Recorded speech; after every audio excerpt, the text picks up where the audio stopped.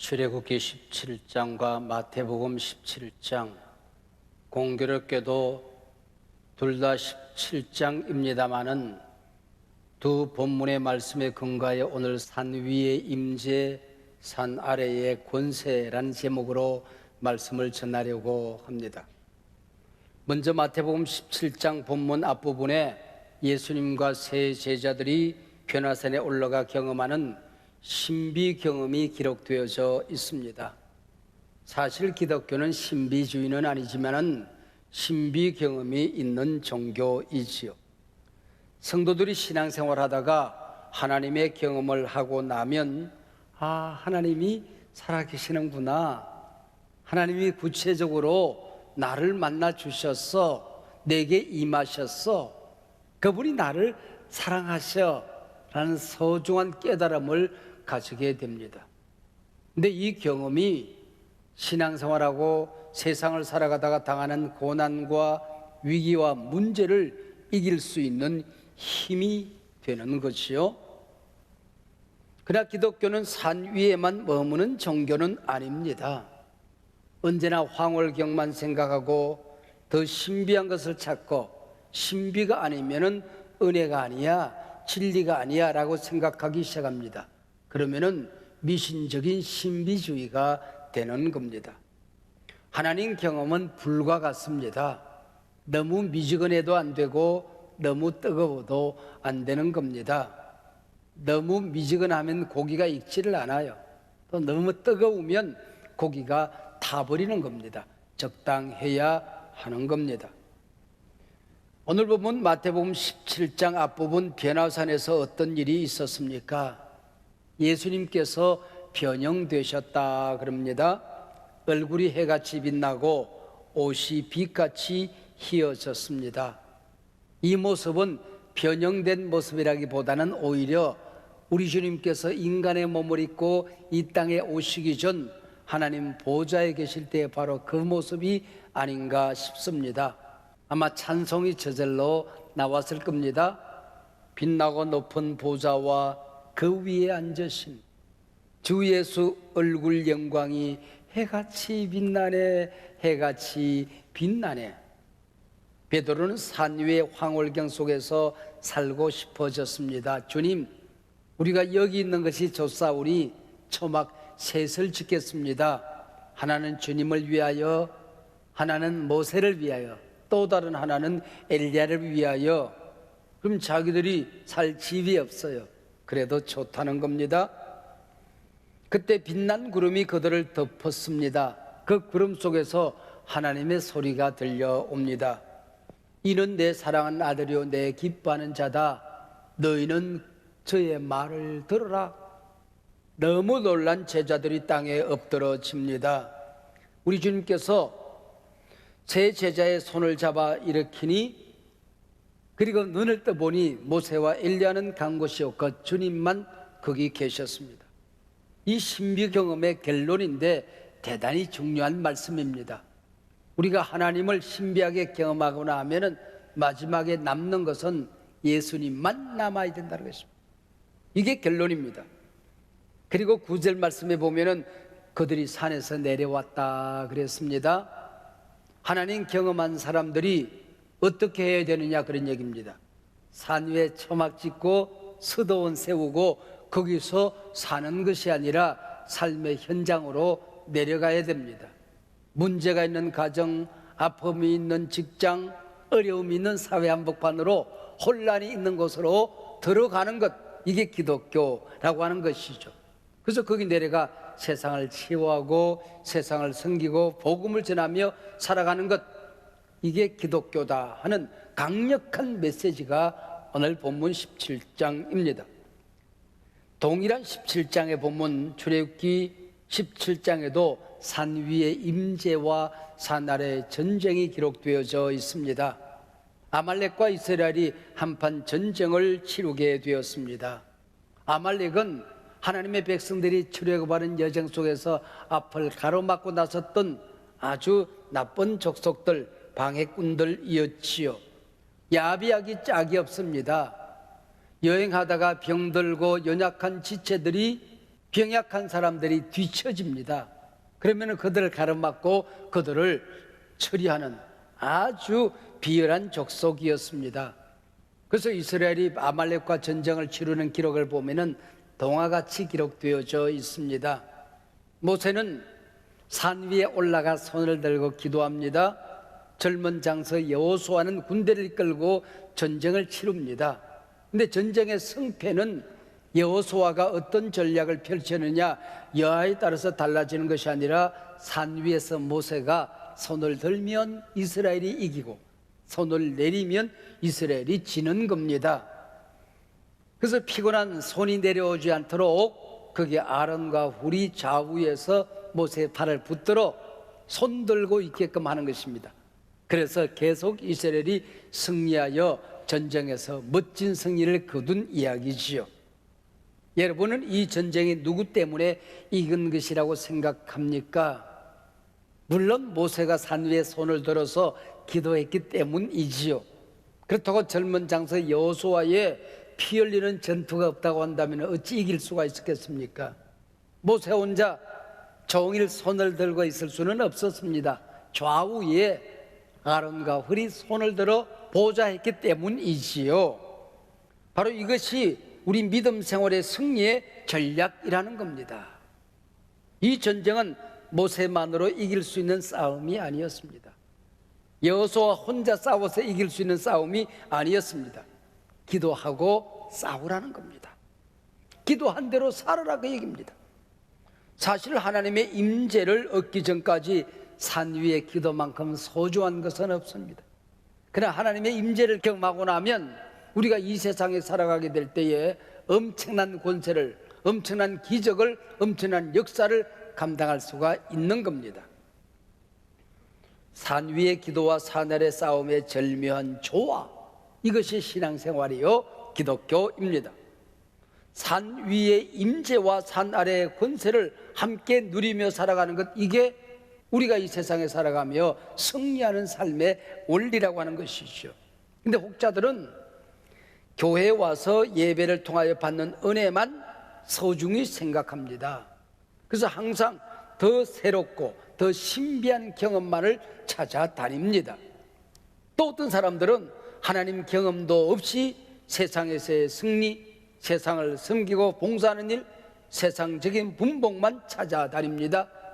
일시적이고 현실적인 것만 찾는 성물이 되어서 버리는 것입니다. 여러분 기억하세요. 신앙생활은 산 위의 임재만으로는 반쪽입니다. 물론 산 위에 임재 없는 산 아래의 권세는 있을 수가 없는 것입니다.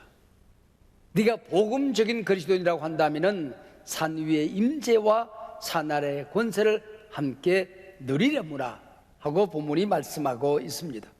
자, 오늘 읽어드리는 본문 마태복음 17장 14절로 21절 이 말씀을 무대 위에 한번 올려봅니다.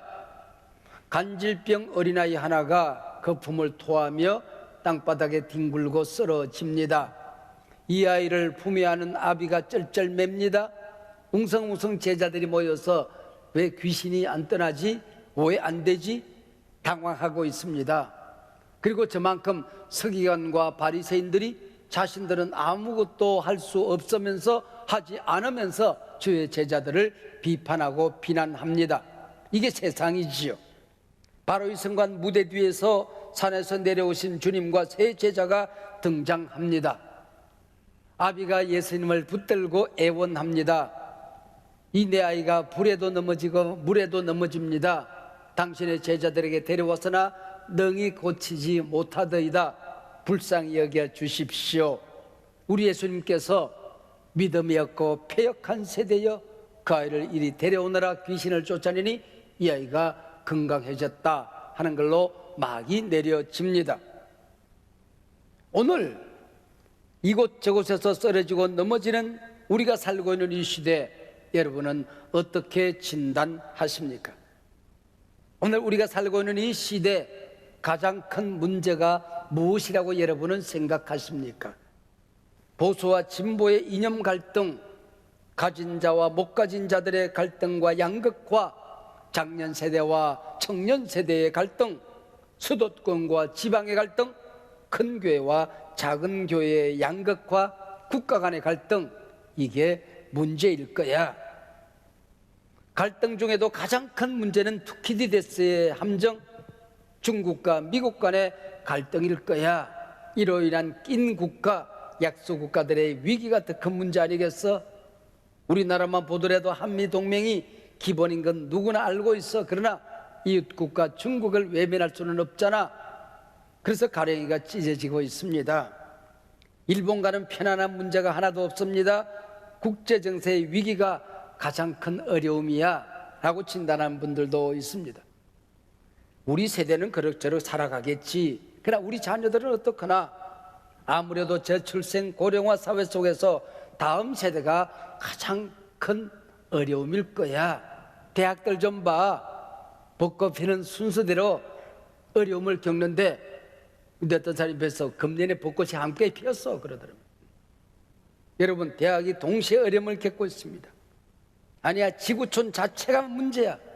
기후변화의 위기를 대응하지 못하면 지구는 망하게 되어 있을 거야. 바다도 땅도 다 오염되고 지구는 멸망 일로로 치닫고 있어. 문제를 말하라고 한다면 문제 아닌 것이 없는 세상 한복판에 우리가 살아가고 있습니다.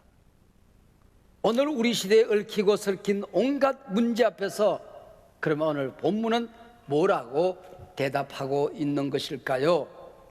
한마디로 성경은 불에도 넘어지고 물에도 넘어지는 질병 문제가 아니라는 것입니다. 이 아이의 문제가 아니라는 겁니다.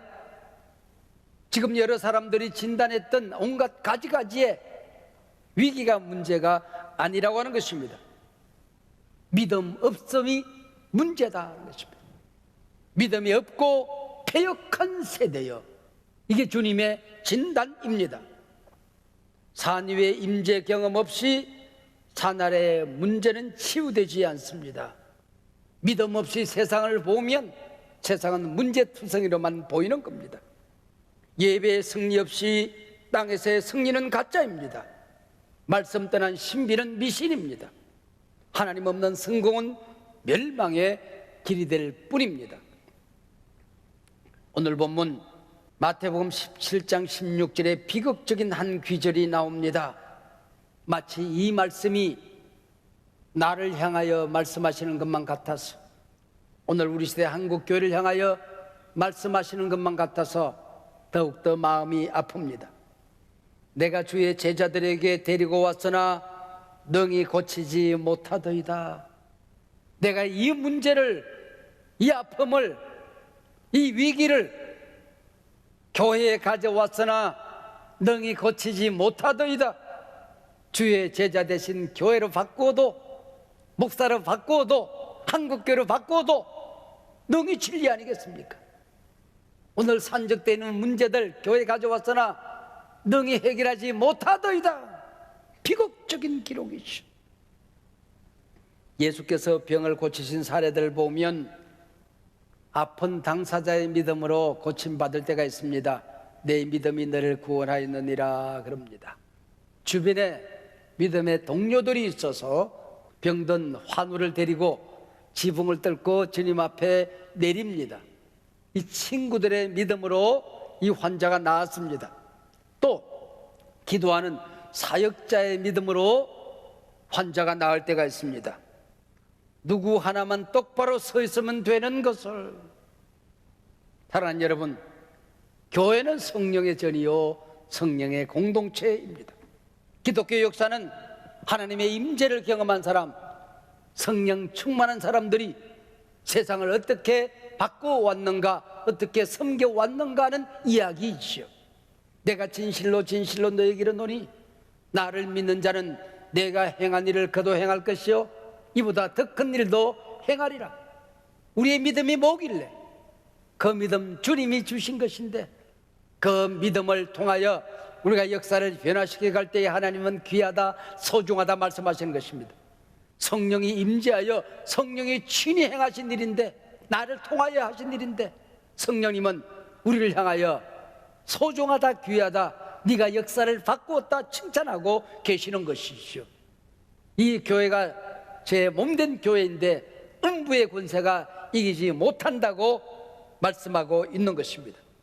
여러분, 산 위의 임재, 그것은 반드시 산나라의 권세로 작동되어져야 하는 것입니다. 능히 고치지 못하더이다, 다시는 이 말 듣지 말아야 한단 말입니다. 믿는 자에게 주신 하나님의 자녀된 권세는 사용하라고 주신 것입니다. 박물관에 보관하라고 주신 것 아닙니다. 금고에 넣어두라고 주신 것 아닙니다. 권세는 목에 걸고 다니는 액세서리가 아닙니다. 주님이 주신 권세는 우리의 신비 경험은, 산 위의 예배의 경험은 하나님으로부터 받아 하나님을 위하여 사용하는 것입니다. 우리는 그래서 선언하는 것입니다. 나는 하나님의 자녀가 되었다. 예수 그리스도의 이름으로 보호받고 치유받았다. 나는 때로 실수한다. 때로는 넘어질 수 있다. 그러나 주님이 나를 용서하셨고 나는 다시 하나님의 자녀된 권세를 회복했다. 사단에게 빼앗긴 자녀된 권세는 우리 주님의 능력으로 회복되어졌다. 나사렛 예수님의 이름으로 명하노니 이 시대를 괴롭히는 사악한 영들아 떠나갈지어다. 우리 가정을 혼란케 만드는 더러운 영아 떠나갈지어다. 내 육체의 질병의 영아 떠나갈지어다. 우리 가정의 기업을 무너뜨리고 흔들거리는 이 사악한 유혹들과 모든 약한 것들은 사라질지어다. 가정에 들어가서 여러분이 당하고 있는 온갖 위기를 믿음으로 극복해야 되는 것입니다. 우리 이 세상의 위기를, 교회의 어려움을 주님의 능력으로, 기도의 권세로 이겨내야 되는 것입니다. 당신이 하나님의 자녀라면, 믿음을 가진 사람이라고 한다면, 말씀이 내 안에 역사하는 사람이라고 한다면, 피 흘리고 있는 모습, 쓰러지는 모습, 넘어지는 모습, 유약한 그 모습, 하나님의 뜻이 아닙니다. 진정 여러분의 모습이 아닙니다.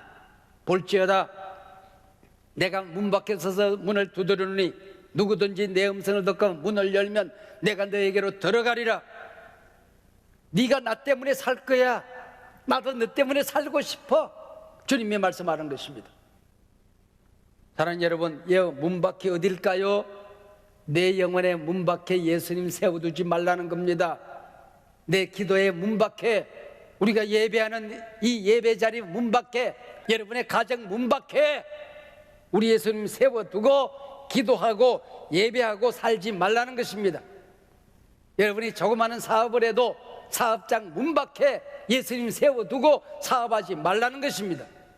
네가 문을 열면 네가 나로 더불어 먹으리라. 나는 너로 더불어 먹고 싶다. 우리 주님 말씀하십니다. 그게 아니면, 지금 드리는 예배가 형식적인 예배라면, 여러분이 기도하는 그 기도가 의식적인 기도라고 한다면 내가 토하여 내치겠다. 우리 믿음의 불이 꺼져서는 아니 됩니다. 더 뜨거워져야 됩니다. 더 분명한 경험을 해야 되는 것입니다. 하나님의 임재 속에 젖어들어야 되는 것입니다. 사날의 권세를 행하는 일에 실패했던 제자들이 주님을 찾아와 묻습니다.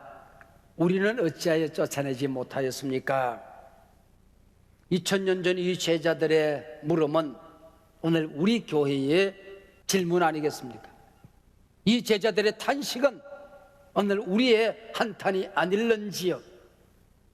은과 금은 내게 있거니와 내게 있는 것으로 내게 주노니 일어나 걸으라 명령했던 그들의 기도가 우리에게는 왜 없는 것입니까? 세상을 치유했던 그들의 능력이 우리는 왜 없는 것입니까?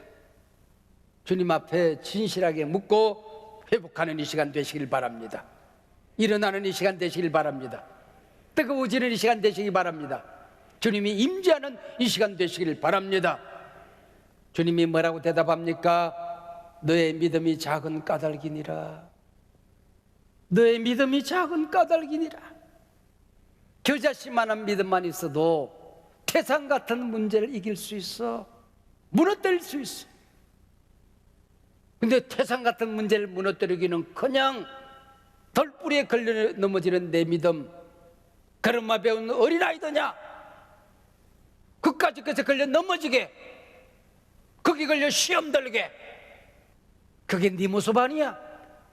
겨자씨만한 믿음이 있으면은 태산도 무너뜨리게 되는 거야. 미나리 배우 윤여정 씨는 내 연기는 생계형 연기라고 얘기를 했습니다. 뭐 연기를 갈고 닦을 겨를이 없었다는 겁니다. 굶어 죽지 않기 위해서 너무나도 절실해서 너무나도 처절해서 주어진 대본 붙들고 씨름한 것이고, 그 이야기가 곧 나의 이야기가 되어서 몸부림하다 보니 여기까지 왔다라는 겁니다. 생계형 연기라고 하는 것입니다. 저 같은 사람도 생계형 목사지요. 도울 사람도 없고 힘도 없고 백도 없고 능력도 없어서 대답이라고는 길이라고는 하나님밖에 없어서 하나님께 매달리며 살아왔던 것이요. 왜 믿음이 작은 자가 되었습니까? 아직도 살만해서 그래요. 절실하지 않아 봐서 그래요. 간절하지 않아서 그런 거예요. 죽음의 길목에 가보지 않아서 그런 거예요. 죽기 살기로 모든 것 포기하고 하나님 외에는 아무것도 붙들지 않고 산 위의 모세처럼 두 손 들고 항복하는 거죠. 하나님이 안 도와주면 죽을 것 같아서 씨름하는 것, 그게 생계형 신앙인이지요. 목사가 되기로 결단하고 내가 하나님 앞에 부름받은 게 맞은가? 여러분, 우리 세대 목사들이 산에 올라서 나무 뿌리 붙들고 씨름했던 그것이 평생을 살아가는 힘이 돼요. 어린 나이에 그까지 웅변대 1등 한번 해보겠다고, 발음 안 된다고 웅변 선생님이 나무 젓가락 입에 물리고 웅변 온 거 다 외우게 합니다.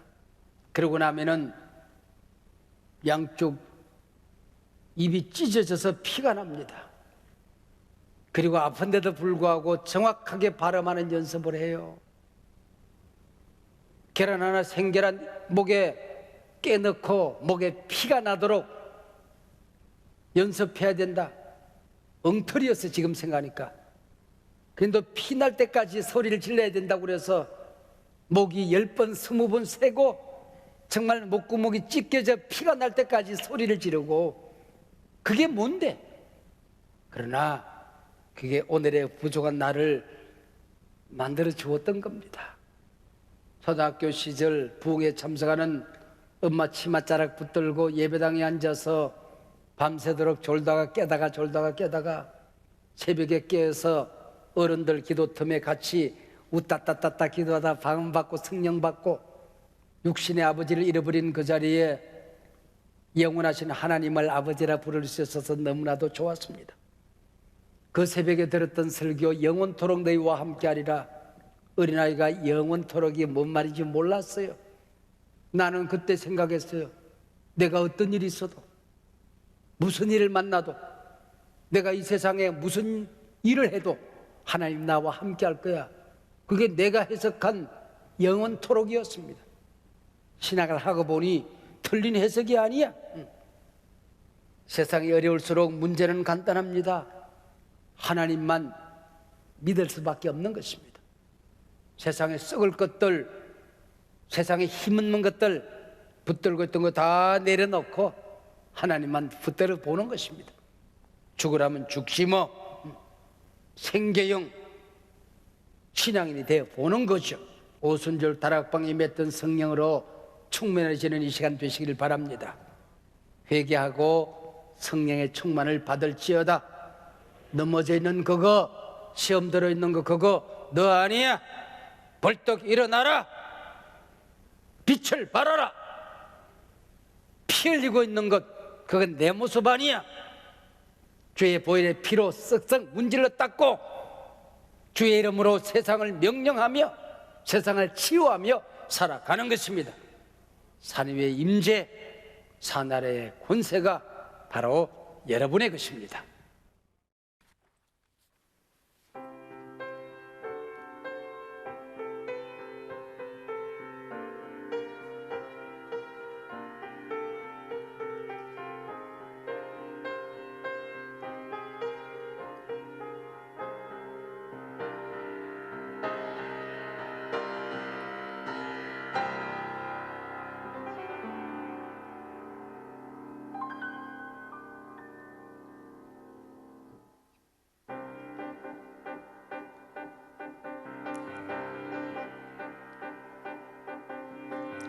내 주는 강한 성이요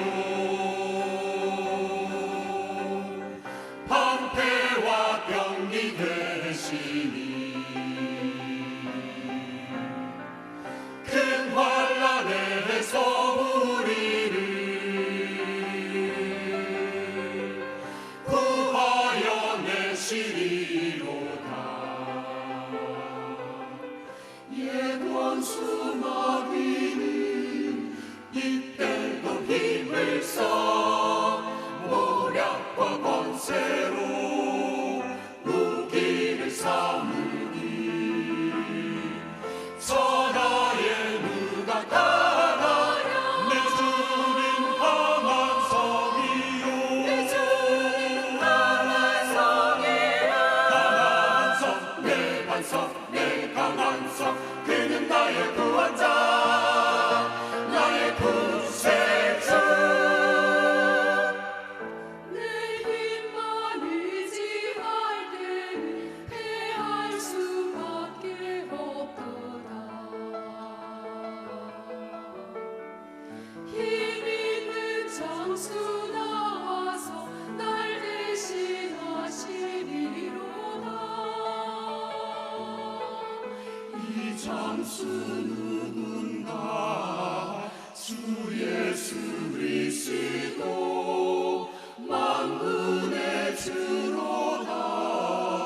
당할 자 누구랴. 반드시 이기리로다. 내 주는 강한 성이요 내 주는 강한 성이요 피난처 안식처 요새요 반석 구원자 공급자 구세주 하나님. 이 땅에 만일을 들어 우리를 삼키려 하나.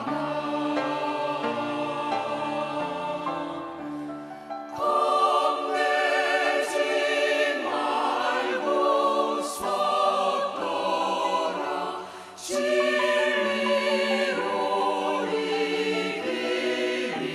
이기리로다. 친척과 재물과 명예와 생명을 다 빼앗긴데도 진리는 살아서 그 나라 영원하리라. 내 주는 강한 성이요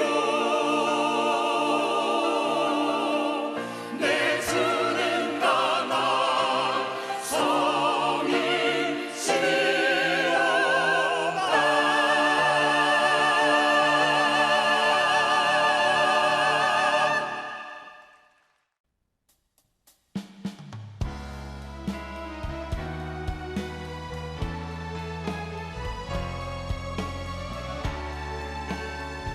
함께 찬양합시다. 주 선한 능력으로 안으시네. 그 크신 발로 날 붙드시네.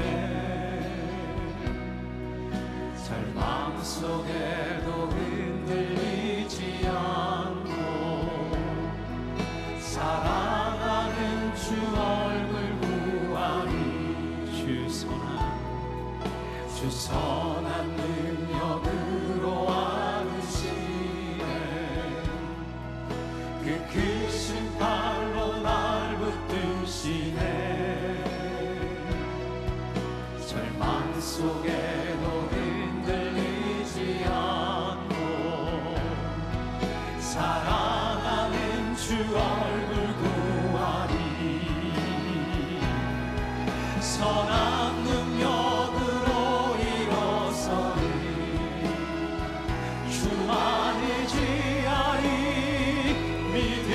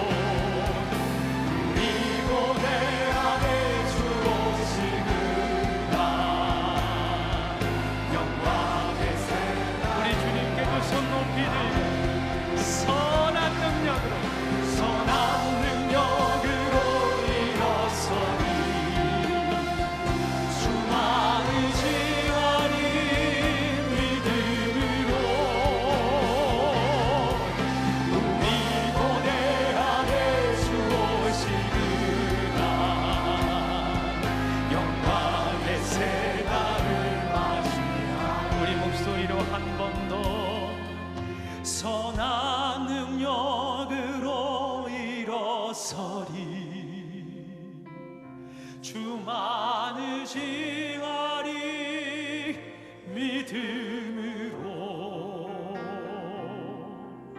우리 고대 안에 주 오실 그날